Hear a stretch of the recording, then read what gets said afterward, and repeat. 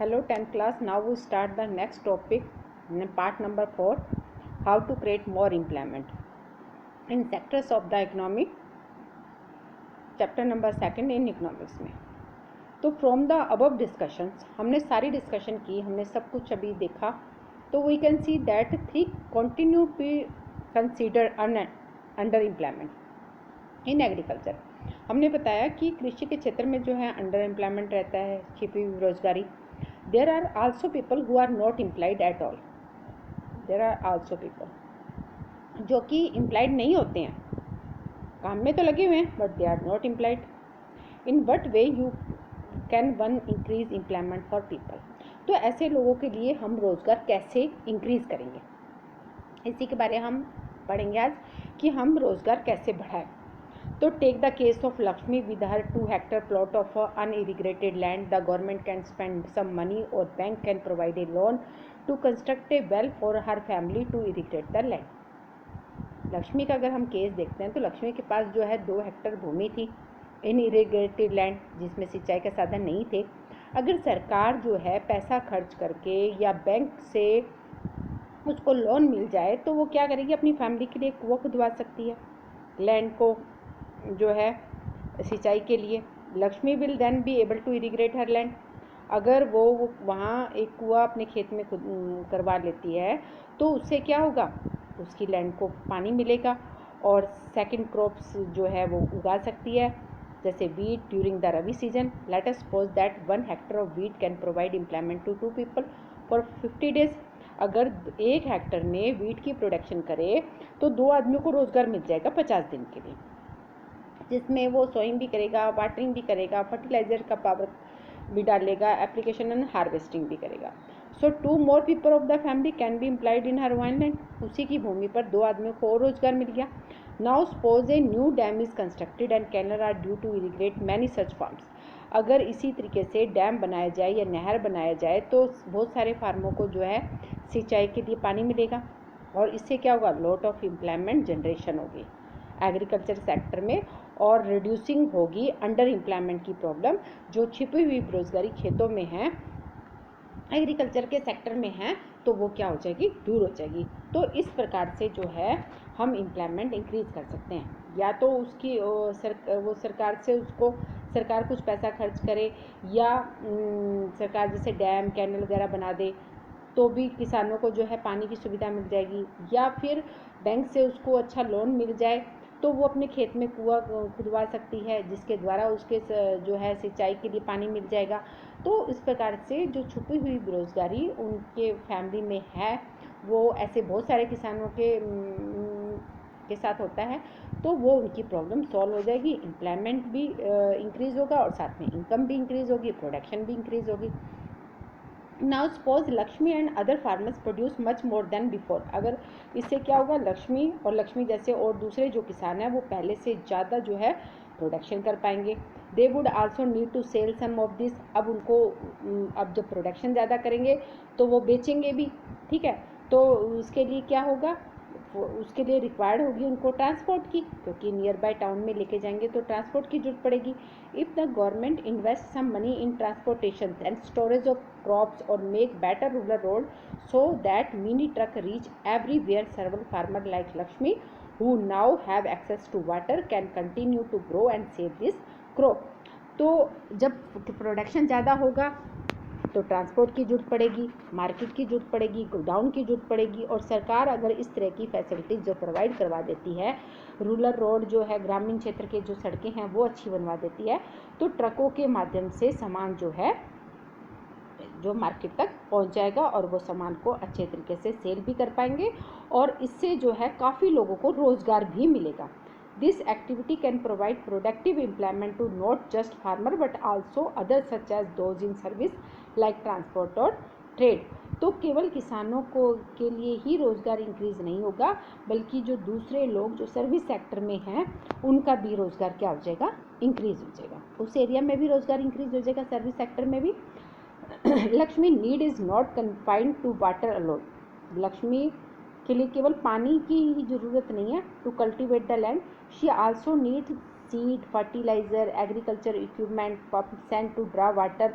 मतलब केवल लक्ष्मी जैसे किसानों को केवल पानी की ही आवश्यकता नहीं है, बल्कि उनको और सब चीज़ों की भी ज़रूरत है, जैसे जो खेतों में जो है यूज़ होते हैं फैक्टर्स, जैसे फर्टिलाइज़र है, सीड्स है, एग्रीकल्चर इक्विपमेंट्स है, पंप सेट है, तो इन सब की जरूरत है। तो being a poor farmer she can not afford many of this. बहुत सारे ऐसे गरीब किसान हैं जो अफोर्ड नहीं कर सकते, अच्छी चीज़ें जो है मार्केट से ला नहीं सकते हैं। So she will have to borrow money from money lender and pay a high rate of interest. तो इसलिए क्या करते हैं कि लक्ष्मी और लक्ष्मी जैसे किसान क्या करते हैं, मनी लेंडर से पैसा उधार लेते हैं, और वो भी किस पे, हाई रेट ऑफ इंटरेस्ट पे लेते हैं। If the local bank give her credit a reasonable rate of interest, she will able to buy all this in time and cultivate her land. अगर लोकल बैंकों से उनको लोन जो है सही टाइम पे मिल जाता है, तो वो आसानी से जो है अपनी खेती पर पैदावार भी करेंगे, और साथ के साथ दूसरे जो चीज़ों की ज़रूरत है उनको भी आसानी से खरीद पाएंगे। We also need to provide cheap agriculture credit to farmer for farming to improve। तो इसलिए हमें चाहिए कि हम चीप एग्रीकल्चर क्रेडिट, यानी कि किसानों को जो लोन दिया जाता है वो सस्ती दर पे अगर हम दिलाएं, तो किसान जो है अपनी जो एग्रीकल्चर जिस मेथड से कर रहा है उसमें भी काफ़ी इम्प्रूवमेंट कर लेगा। तो ये जो टॉपिक है चीप क्रेडिट वाला, वो हमारा chapter number 3 money and credit है। इसमें मैं आपको बताऊंगी कि किस तरीके से बैंक जो है सस्ते दामों पर जो है किसान को किसान क्रेडिट कार्ड बना के दे सकता है, जिसके द्वारा वो है उन चीज़ों को परचेज करेगा और अपनी एग्रीकल्चर की प्रोडक्शन को इंक्रीज़ करेगा। टेक्नोलॉजी भी चेंज करेगा, जिससे प्रोडक्शन इंक्रीज़ होगा, लोगों को रोज़गार मिलेगा, और रोज़गार मिलेगा तो लोगों की इनकम भी इंक्रीज़ होगी। तो another way by which we can tackle this problem to identify promote and local industries and service in semi rural areas where a large number of people may be employed। अब first तो था कि हम point हमारा बन गया कि agriculture में हम जो है रोज़गार कैसे इंक्रीज़ कर सकते हैं, इस तरीके से हम जो है रोज़गार इंक्रीज़ कर सकते हैं। दूसरा रास्ता क्या है कि अगर हम इंडस्ट्रियाँ, छोटी छोटी इंडस्ट्री जो है कुछ रूरल एरिया में हम के आसपास अगर हम लगा दें, तो वहाँ क्या होगा कि लार्ज नंबर ऑफ पीपल को रोज़गार मिलेगा। Suppose many farmer decide to grow arhar and chickpea, यानी कि पल्स क्रॉप। अगर कोई सपोज कीजिए, एग्जांपल लेते हैं कि बहुत किसान हैं जो अरहर की और पल्सेस की क्रॉप्स करते हैं। Setting up a dal mill to procedure and process these and sale in the cities is one such example। अगर हम इंडस्ट्री लगा दें तो क्या होगा, दाल मिल लगा दी तो वो अपनी दाल वगैरह वहाँ बेचेंगे और प्रोसेस करके, और फिर वो मार्केट में बिकने के लिए आ जाएगी। Opening a cold storage could give an opportunity for farmer to store their product like potatoes and onion and sell them when the price is good. अगर और साथ में हम क्या कर सकते हैं, कोई कोल्ड स्टोरेज वहाँ प्रोवाइड करवा दें किसानों को, तो वो आसानी से अपनी सब्जियों को वहाँ कोल्ड स्टोरेज में रख सकते हैं, और जब प्राइस कुछ अच्छे हों तो वो उनको बेच दे। Sell them when the price is good in village near forest area. और क्या कर सकते हैं कि फॉरेस्ट एरिया के नज़दीक जो विलेज गांव हैं, we can start honey collection centre. तो हम हनी, शहद इकट्ठा करने का भी काम वहाँ शुरू कर सकते हैं। Where farmer can come and sell wild honey, तो वहाँ किसान आए और अपने जो है शहद को बेचे। It is also possible to set up industry that process vegetables and agriculture produce like potato, sweet potato, rice, wheat, tomato, fruit which can be sold in outside market. तो इस प्रकार से अगर हम वहाँ सेटअप कर दें इंडस्ट्रियाँ भी, तो प्रोसेसिंग करके वेजिटेबल्स की, एग्रीकल्चर प्रोड्यूस की, like potato, sweet potato, rice, wheat, tomato, fruit which can, तो उनको हम मार्केट में जाके बेच भी सकते हैं। This will provide employment in industry. तो इससे क्या होगा, इंडस्ट्री में रोज़गार बढ़ेगा। ठीक है, सेमी रूरल एरिया में जो लोकेटेड होंगी and not necessary in large urban centre. कोई ज़रूरी नहीं है कि लार्ज अर्बन सेंटर यानी कि शहरी क्षेत्र में ही खोला जाए, ग्रामीण क्षेत्र के नज़दीक भी अगर हम इंडस्ट्रियाँ ओपन करते हैं तो किसानों को उससे फ़ायदा होगा। वो आसानी से जो है सामान जो है बेच पाएंगे। कोल्ड स्टोरेज की प्रोवाइड करवा दे तो वो जब प्राइस रेट अच्छे हों तब भी वो अपना सामान बेच सकते हैं। तो इस प्रकार से हज़ारों लोगों को जो है रोज़गार मिल सकता है। इस प्रकार से हम रोज़गार इंक्रीज़ कर सकते हैं। Do you know that in India, अगर हम भारत की बात करते हैं तो 46.9% पॉपुलेशन जो है बिलोंग करती है 5 to 29 ईयर में, ठीक है। 5 से 29 साल के बीच की जो पॉपुलेशन है वो हमारी 46.9% है। आउट ऑफ दिस, इसमें से 52% आर अटेंडिंग एजुकेशनल इंस्टीट्यूट। इसमें से 52% 5 से 29 के बीच में जितनी पॉपुलेशन है उसका 52% ही बच्चे जो हैं स्कूल जाते हैं। जो रेस्ट आर्स नोट वो नहीं जाते हैं, वो घर में ही रहते हैं या चाइल्ड लेबर के रूप में कहीं ना कहीं काम करते हैं। If this children are to attend school, अगर इन बच्चों को स्कूल भेजा जाए, we also require more building, more teachers and other staff. अगर जो बच्चे स्कूल नहीं जा रहे हैं, अगर वो बच्चे भी स्कूल जाना शुरू कर दे तो क्या होगा, हमें और ज़्यादा स्कूलों की ज़रूरत पड़ेगी, बड़ी बिल्डिंग बनाने की ज़रूरत पड़ेगी, और ज़्यादा टीचरों की ज़रूरत पड़ेगी, और दूसरे स्टाफ की ज़रूरत पड़ेगी। तो a study conducted by planning commission estimate that nearly 20 lakh jobs can be created in the education sector alone. एक अध्ययन किया गया था कि प्लानिंग कमीशन ने एस्टिमेट लगाया था कि इस तरीके से 20 लाख जॉब जो है ना एजुकेशन सेक्टर में ही जो है क्रिएट कर सकते हैं। If we are to improve, अब ये बात हो गई कि देखिए कितने तरीके हैं जिसके द्वारा हम अपने देश में रोज़गार को इंक्रीज़ कर सकते हैं। एग्रीकल्चर सेक्टर में भी इंडस्ट्री, अगर एग्रीकल्चर सेक्टर हमारा इम्प्रूव हो गया है तो उससे इंडस्ट्री सेक्टर और साथ ही साथ जो है हमारा जो सर्विस सेक्टर है वो भी सब क्या हो जाएंगे, इम्प्रूव। तो इस प्रकार से हम मतलब कि एग्रीकल्चर सेक्टर को इम्प्रूव करते हैं। तो एग्रीकल्चर सेक्टर इम्प्रूव होगा तो हमें मार्केट की भी ज़रूरत पड़ेगी, ट्रांसपोर्ट की भी ज़रूरत पड़ेगी, और एग्रीकल्चर सेक्टर को इम्प्रूव करने के लिए बैंक की भी ज़रूरत होगी ताकि जो उनको फाइनेंस प्रोवाइड करवा पाए। तो इस तरीके से हम छुपी हुई बेरोज़गारी को दूर कर सकते हैं और दूसरे लोगों को रोज़गार मिलेगा। इंडस्ट्रियाँ सेटअप कर दे तो इंडस्ट्री में भी रोज़गार मिलेगा और इससे हमारा सर्विस सेक्टर भी इम्प्रूव होगा।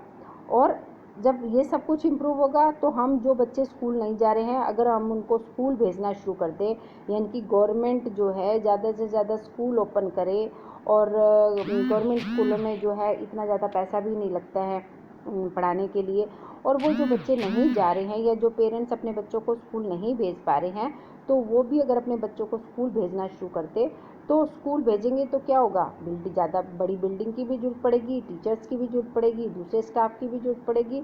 तो इस प्रकार से एजुकेशन सेक्टर में ही हम 20 लाख जॉब जो है क्रिएट कर सकते हैं। ये बात होगी। सेकंड, अगर हमारा ध्यान जाए हेल्थ पर, अगर हम हेल्थ सिचुएशन को भी इम्प्रूव करेंगे तो उससे क्या होगा, जब इनकम बढ़ेगी तो ऑटोमेटिक जो है हम लोग अपनी हेल्थ पे भी ध्यान देंगे। हेल्थ की तरफ इम्प्रूवमेंट करेंगे तो उसके लिए बहुत ज़्यादा डॉक्टरों की ज़रूरत पड़ेगी, नर्स की ज़रूरत पड़ेगी, हेल्थ वर्कर्स जो है ANM और इन सब की ज़रूरत होगी। तो इससे क्या होगा, रूरल एरिया में काम इंक्रीज होगा। There are some way by which job would be created, और भी बहुत रास्ते हैं जिसके द्वारा जो है हम जो है जॉब क्रिएट कर सकते हैं। ये चैप्टर नंबर 1 में डेवलपमेंट वाले चैप्टर में हमने पढ़ा था कि how we create the jobs या एम्प्लॉयड, कि किस तरीके से हम जो है रोज़गार को बढ़ा सकते हैं। तो ऐसे बहुत सारे तरीके हैं जिसके द्वारा जो है रोज़गार बढ़ सकता है। Every state region has potential for increasing the income and employment for people in that area. प्रत्येक स्टेट, चाहे कोई भी राज्य हो, कोई भी एरिया हो, हर जगह जो है इनकम इंक्रीज़ करनी जो ज़रूरी है, और इनकम इंक्रीज़ होगी तो एम्प्लॉयमेंट जो है उस एरिया में इंक्रीज़ होगा। इट कुड बी टूरिज़्म, अगर हम जो है कर सकता है, यह राज्य क्षेत्र कर सकता है लोगों की इनकम बढ़ाने के लिए जो है जॉब क्रिएटेड करे यानी कि रोज़गार बढ़ाए, तो उसके लिए क्या हो सकता है, टूरिज़्म हो सकता है, रीजनल क्राफ्ट इंडस्ट्रियाँ ओपन हो सकती है, नई सर्विस लाइक IT जो है ओपन करे। Some of this would require proper planning, कुछ में जो है बिल्कुल प्लानिंग के साथ ही काम किया जा सकता है, और गवर्नमेंट के सपोर्ट की भी बहुत ज़्यादा ज़रूरत होती है। For example, the same study bye planning commission say that if tourism is a sector is improved every year we can give additional employment to more than 35 lakh people। Planning commission ने study की तो उसके अनुसार अगर हम tourism को improve करते हैं तो उससे हम 35 लाख लोगों को जो है प्रत्येक साल नौकरी दे सकते हैं। We must realize that some of the suggestion discuss above would take a long time to implement. हमने रियलाइज़ किया कि कुछ ऐसी चीज़ें भी होती हैं जिनको इम्प्लीमेंट करने में काफ़ी साल, बहुत लंबा समय लग जाता है। शॉर्ट टर्म के लिए बात करें तो we need some quick measure. Recognise this, the central government in India made a law implementing the right to work in 200 district of India. कि जैसे एजुकेशन सेक्टर को इम्प्रूव करना है, टूरिज़्म को इम्प्रूव करना है, या हेल्थ फैसिलिटीज़ को इम्प्रूव करना है, तो उसमें थोड़ा सा टाइम लग सकता है इम्प्लीमेंट करने में।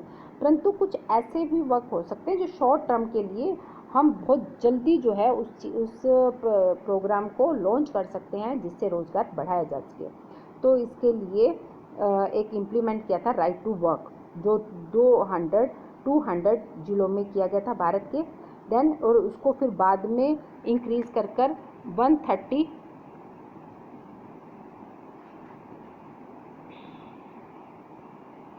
डिस्ट्रिक्ट और इंक्रीज़ कर दिए। The remaining district in rural area were brought under the act with effect from 1 अप्रैल 2008। और उसके बाद जो रिमेनिंग डिस्ट्रिक्ट बच गए थे वो 1 अप्रैल 2008 के में जो है वो भी उसमें शामिल हो गए। इट इज़ कॉल्ड और राइट टू वर्क, इस प्रोग्राम को क्या नाम दिया गया? नरेगा।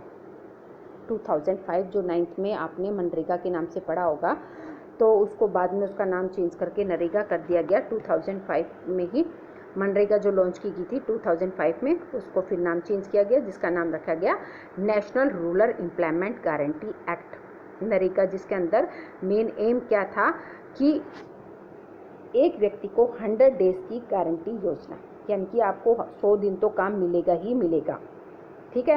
एम्प्लॉयमेंट इन ईयर, 1 साल के अंदर, by the government if the government fail, अगर गवर्नमेंट उस व्यक्ति को जिसने अपना नरेगा के अंदर अपना रजिस्ट्रेशन करवा दिया है और उसको काम नहीं मिलता है, तो सरकार उसको अनएम्प्लॉयमेंट अलाउंसेज यानी कि बेरोजगारी भत्ता देगी।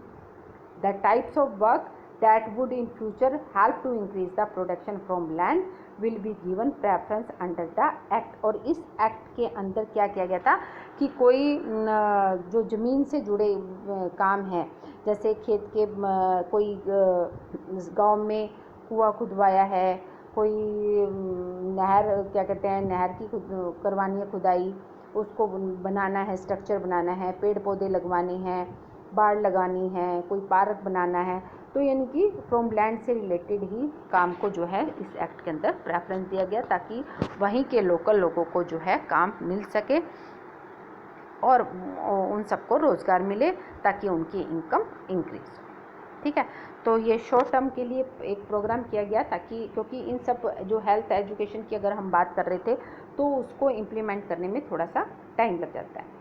तो शॉर्ट टर्म के लिए हम ये जो प्रोसेस की गई।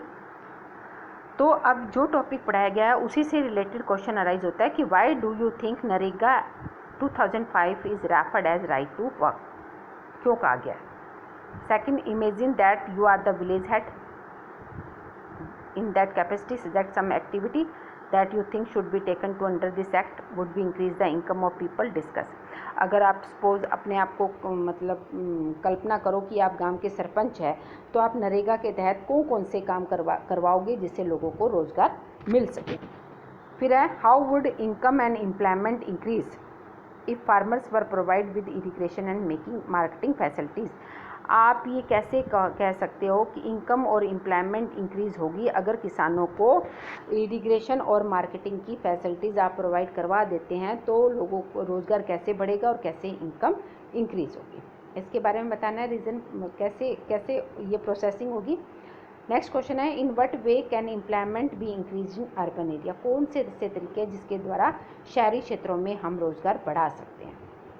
तो ये टॉपिक पहले आप ध्यान से सुने और उसके बाद फिर आप इस टॉपिक से रिलेटेड यही क्वेश्चन है और इन क्वेश्चन के आंसर आप सॉल्व करेंगे। तो मैंने बताया आपको कि बहुत सारे ऐसे हमारे पास है जिसके वेज जिसके द्वारा हम एम्प्लॉयमेंट को इंक्रीज़ कर सकते हैं। तो आज का आपका टॉपिक यही है, इसको ध्यान से सुने और इससे रिलेटेड क्वेश्चन के आंसर आप लिखें और प्लीज़ टाइमली अपना वर्क कीजिए, बी सिंसियर होकर।